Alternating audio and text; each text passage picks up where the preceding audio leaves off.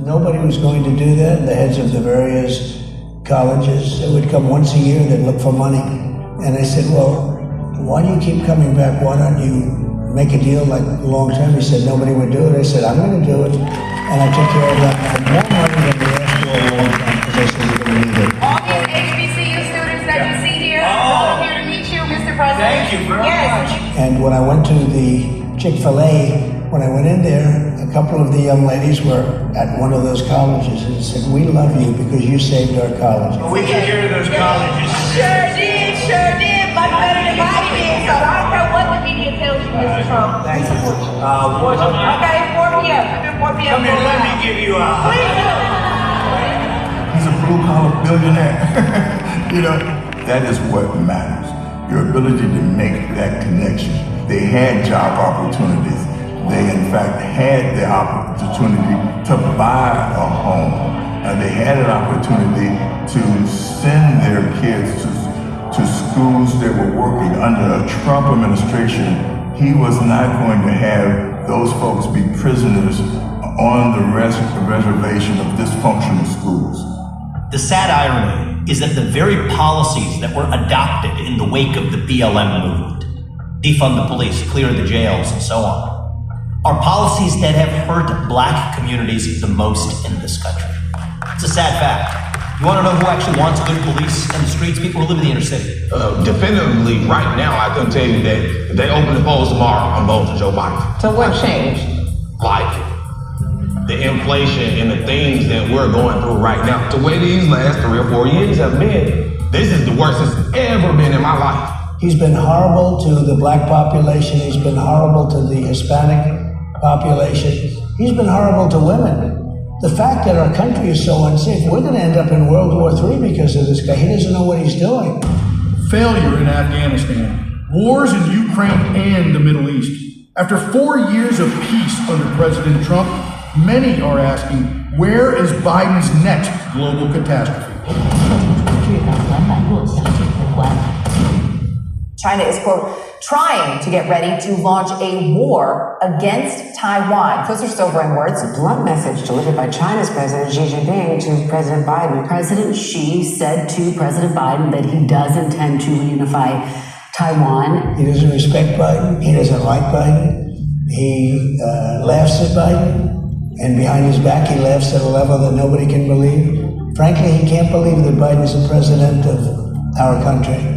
China right now has the most significant, serious military buildup that we've seen since pre-World War II. They are tripling their nuclear arsenal. And China is considering more military bases around the globe, according to the Pentagon, across Asia and Africa, in talks to build a military port on the Atlantic. Their navy is now larger than ours.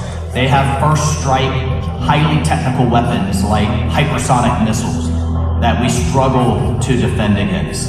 And don't take it from me, take it from Chairman Xi, the chairman of the Chinese Communist Party himself. He is telling his country to prepare for war. He's telling the world that America is on decline, and he's telling everybody, you better side with them rather than the United States. While our enemies smell blood in the water, America's greatest adversary could be here already. Many say Biden is a puppet of radical leftists who seek to tear our country apart by destroying the things that make us the envy of the world. I happen to think we have enemies from within that are actually worse than China. I think that some of the people that are representing our country are more dangerous than China. You know, if you have a smart president, you're going to be able to deal with China and Russia and North Korea, or you're going to be able to deal with all of it. But these horrible people in our country that I believe hate our country, I believe they're a bigger enemy. I think they're a bigger threat to our country than China. When you look at the military trying to go woke, I knocked out ISIS, 100% of the ISIS caliphate. I dealt with our military. I dealt with generals that were real generals, not these guys that you see on television like Milley. And it is important that we train and we understand, and I want to understand white rage, and I'm white, and I want to understand it. The U.S. military hoping the new year will bring new enlistments. That's because the Army, Navy, and Air Force all fell short of their recruitment goals this fiscal year. In fact, the U.S. is seeing the smallest active duty force since 1940. long time ago. We didn't have a recruiting problem when President Trump was commander-in-chief. Today, with the military, they have enormous recruiting problems. But what they've done is they voted with their feet, and they're not using their feet to walk into a recruiting station. When you have a progressive left that is teaching at the earliest age and now all the way up into our military academies, that this country is a country of racism, of colonialism, who wants to go fight and defend that? And it should be then no surprise why we have a recruiting crisis. You know, the military is based on spirit more than anything else. You need spirit. You need people to want to serve. When I get in there, everyone's going to want to serve. We had a great military. We had tremendous respect all over the world. And I essentially, other than ISIS, didn't have to use our military. Our political international foes have not slept on Biden's downsizing of our military, draining them of their morale. What our enemies understand is now is the time to strike.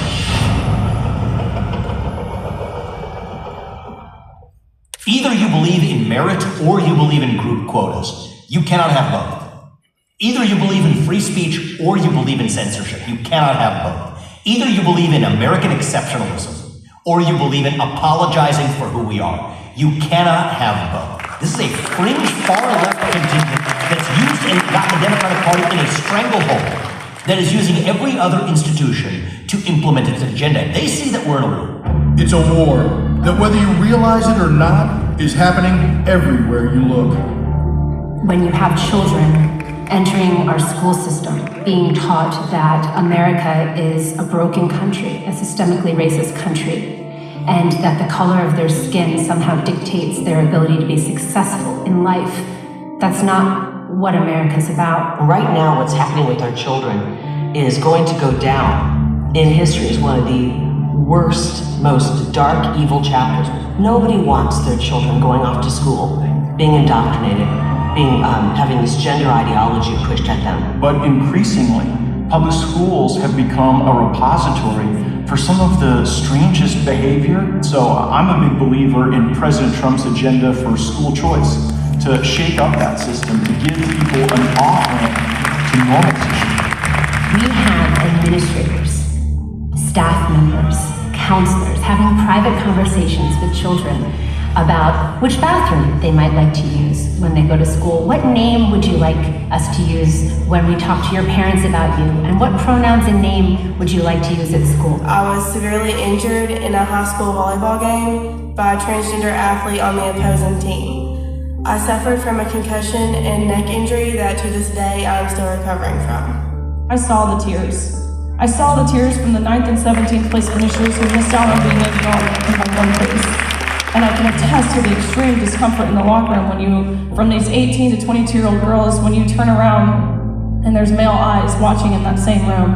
And I can attest to the whispers and the grumbles of anger and frustration from these girls who, just like myself, have worked our entire lives to get to this meet. It's the final in the women's 500-yard freestyle.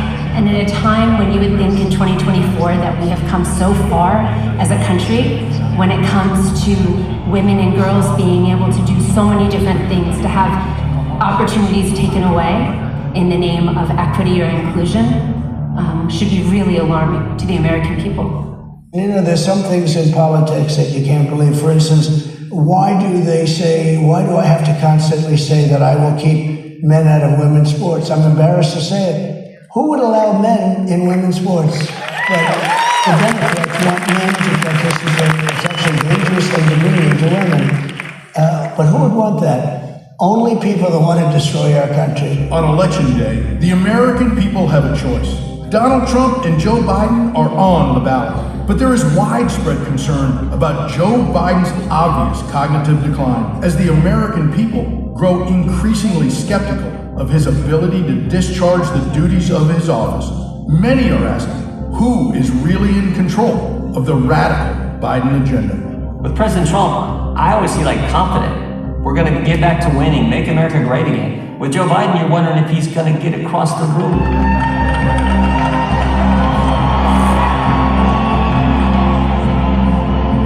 after he does a speech, you're like, I don't know if he can get through this.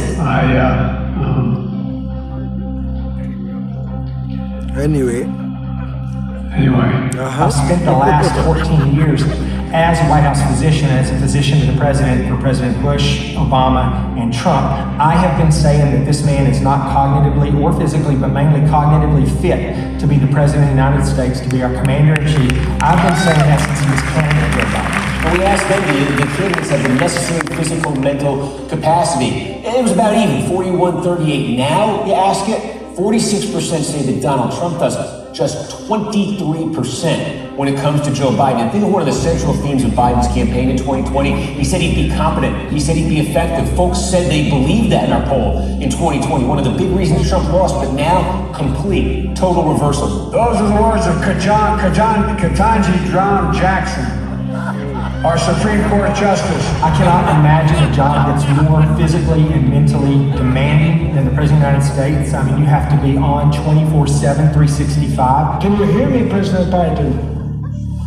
This is a historical moment for Brazil and for the U.S. President Biden, can you hear me? Joe Biden doesn't even know what's happening half the time. So you don't have to be a physician anymore to see that there's something wrong with Joe Biden, right?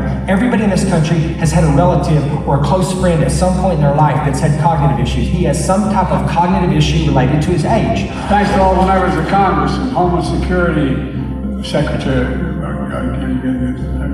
I'm not sure. The fact is that this president is, in my opinion, being used. I think that there are people calling the shots for him. I don't think that he's cognitively there, and I think that it's dangerous. Another hill we got engaged of Putin's autocracy. Kleptocracy.